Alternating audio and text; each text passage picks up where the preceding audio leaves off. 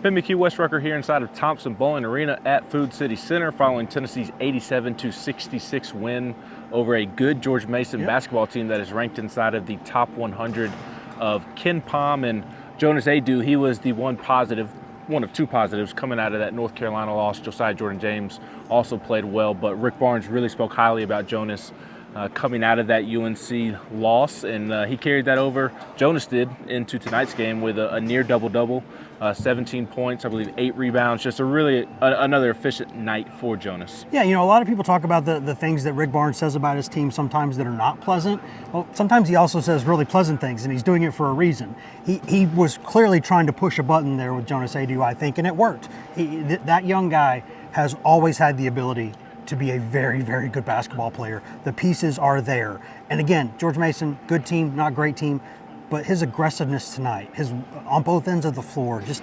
exactly what you want from him. The confidence he was stepping into with those shots.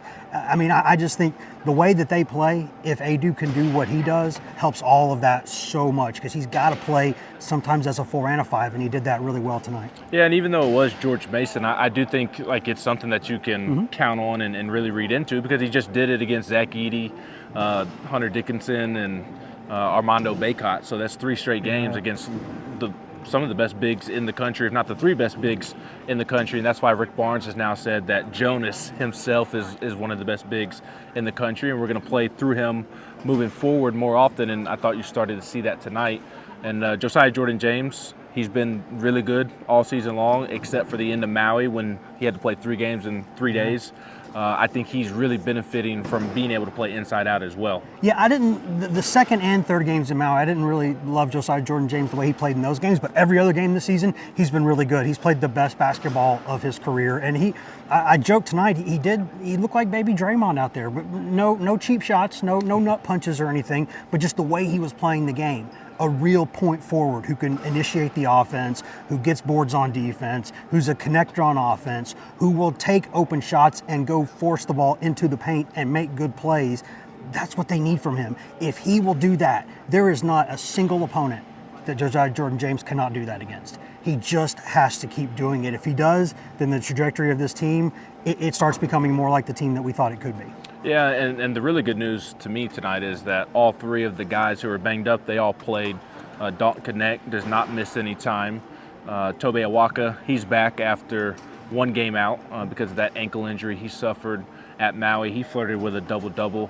And then Freddie DeLeon, he was back after missing the last 4 games because he has that partial tear of the plantar fascia in his left foot. He's like a doctor over there. Look at you. And he was the only one limited. He was the only one on a bit of a minutes restriction tonight, and I thought all 3 looked well given the injuries they've been dealing with. I did. I thought they all looked pretty well. I really like Dilly on the upside. It's just really hard not to like. He's one of those guys that, like Adu a couple years ago, you just want to hit fast forward and see what it looks like, because eventually that's a really, really good basketball player. And I honestly, I would lump Zakai Ziegler in with those injured guys because of what he's coming back from.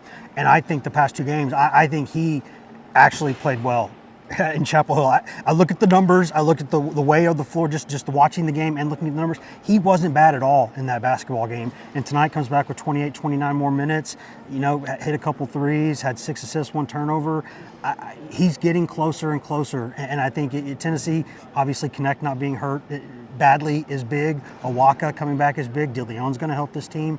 It's just you guys want to play. I think that's a good thing. They want to play, and they're out there making plays. Yeah, Zakai looks more like Zakai Ziegler with each game. He goes back out on the floor, and no coincidence that the assist numbers tonight were really, really good. Yeah, they were. I think, was it 27 assists on 32 buckets tonight? Something along those lines. And believe it or not, the rims were at 10 feet when they were doing that.